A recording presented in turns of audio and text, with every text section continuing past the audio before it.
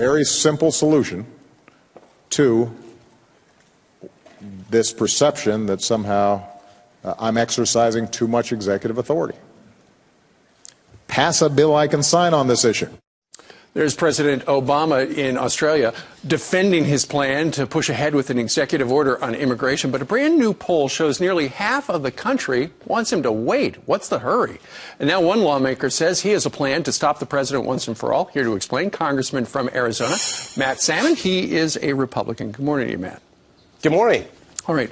So, Congressman, tell me about the letter you've sent off.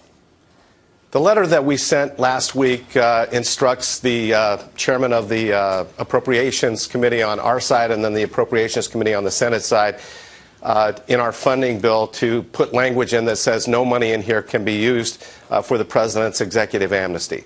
Okay. So there wouldn't be money available to... No money.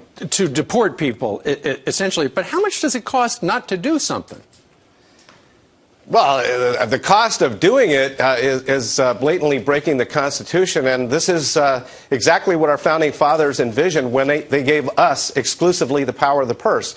When we were at an impasse with the president, when the president wants to go off rogue, this is the only option that we have to be able to stop him.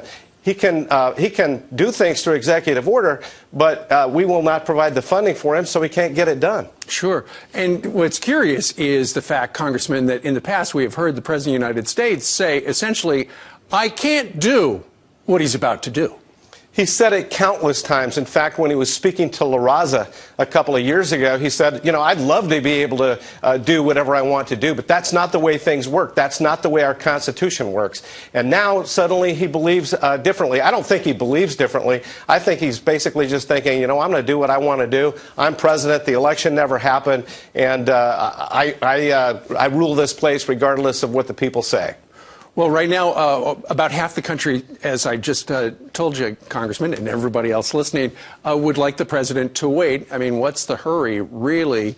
But what a lot of people are wondering is, all right, you've sent off this letter and you said, let's cut off the money to do this. Right.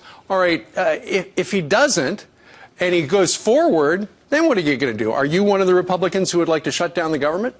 No, I don't believe that a shutdown would be productive, but I do believe that there are a lot of people on the Senate side that are bluffing and blustering right now, and I believe that if we give them a bill that defunds the president's ability to do this, I believe there are a lot of Democrats that saw what happened in the last election when they don't listen to the people, and I believe that things will turn out well if we just simply have a stiff spine and do what we're supposed to do.